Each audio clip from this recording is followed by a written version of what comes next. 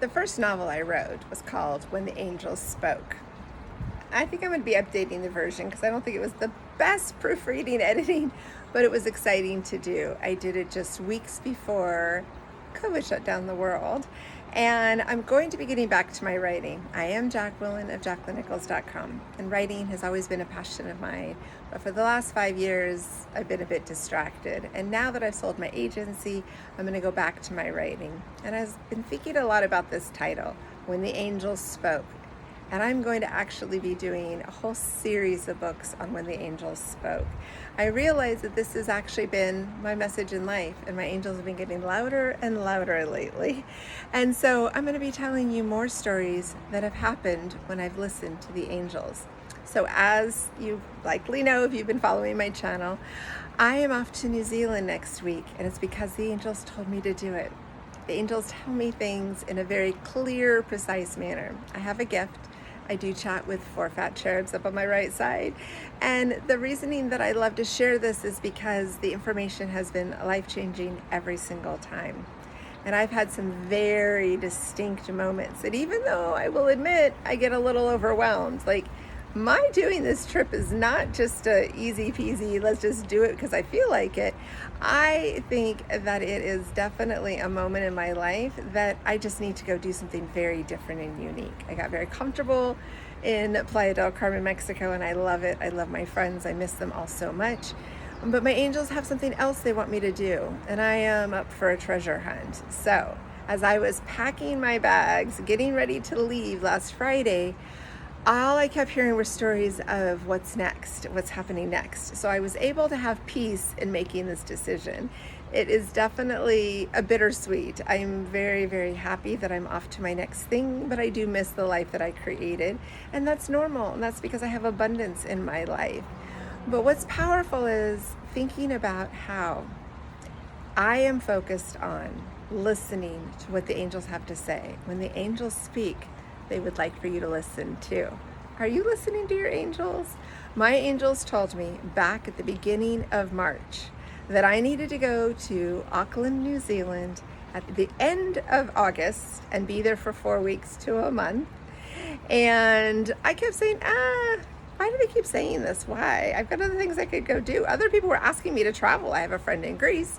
I have friends throughout Europe that would like me to come see them. And I had all this opportunity, but they wouldn't stop telling me I have to go to Auckland, New Zealand.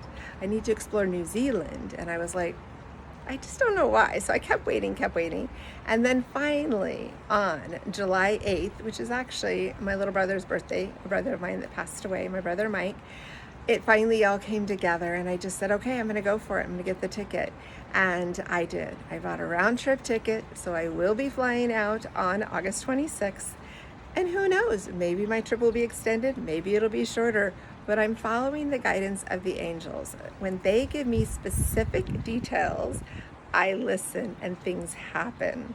I met a magnificent person on the day that in the morning my angel said I had to be at a specific place at a specific time to meet a specific person that was going to F up my world, and that's exactly what happened. I knew all day long I had to get to this place, and when I got there and when I saw that person, everything changed. And I love that I listen because you all are being talked to too. I might have a little extra superpowers, but you do have the ability to hear these things, and you need to show up for it because there's so much more.